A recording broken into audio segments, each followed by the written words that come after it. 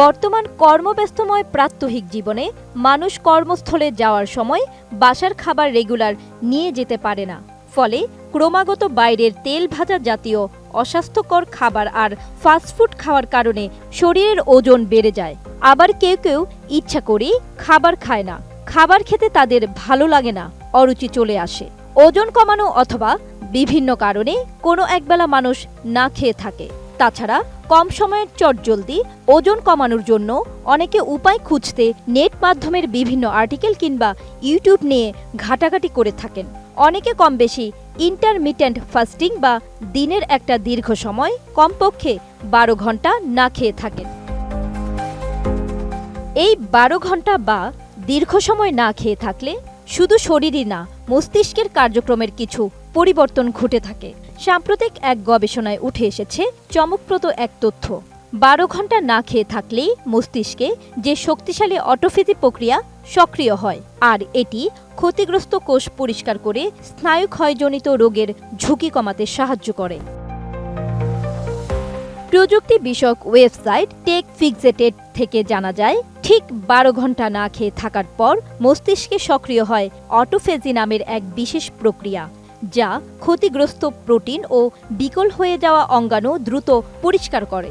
সাধারণ অবস্থার তুলনায় এই সময়ে এই পরিষ্কার পরিচ্ছন্নতার হার 300% পর্যন্ত বেড়ে যায়। এতে মস্তিষ্ক সাধারণ শক্তি ব্যবহারের মোড থেকে রক্ষণাবেক্ষণ মোডে চলে যায়।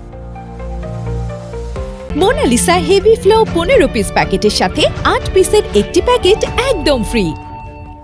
গবেষণায় দেখা গেছে, না খেয়ে 12 ঘন্টা পার হতেই অটোফেজির বিভিন্ন কাজ দ্রুত বেড়ে ওঠে, আর 16 থেকে 24 ঘন্টার মধ্যে তা সর্বোচ্চ পর্যায়ে পৌঁছে যায়।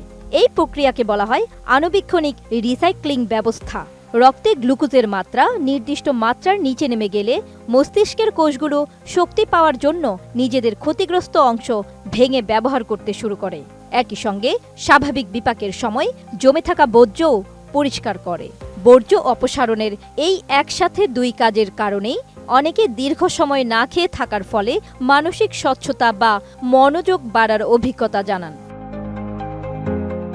সাম্প্রতিক নিউরো ইমেজিং গবেষণায় দেখা গেছে, এই পরিষ্কার পরিচ্ছন্নতার প্রক্রিয়া অ্যামিলয়েড প্লাক ও টাউ ট্যাংলস বিশেষভাবে অপসারণ করে। মূলত এগুলো আলজাইমার, ডিমেনশিয়া সহ বিভিন্ন স্নায়বিক অবক্ষয়জনিত রোগের সঙ্গে সম্পর্কিত। 2400 জনকে নিয়ে করা এক গবেষণায় দেখা গেছে, নিয়মিত 12 থেকে 24 ঘন্টা না খেয়ে থাকেন এমন ব্যক্তিদের মস্তিষ্কে এসব ক্ষতিকর প্রোটিন জমার হার অন্যদের তুলনায় 40% কম। অটোফেজির কাজ সম্পন্ন হয় অটোফেজোম নামে বিশেষ কাঠামোর মাধ্যমে।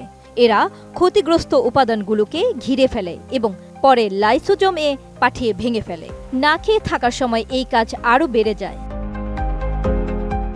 মস্তিষ্কে অটোফেজির একটা বিশেষ বৈশিষ্ট্য হচ্ছে, এটি কেবল ত্রুটিপূর্ণ প্রোটিন, পুরনো মাইটোকন্ড্রিয়া বা জমে থাকা বর্জ্যই অপসারণ করে, সুস্থ অংশগুলো অক্ষত রাখে। এতে বোঝা যায় কোষের ভেতর অত্যন্ত সূক্ষ্ম মান নিয়ন্ত্রণ ব্যবস্থা কাজ করে।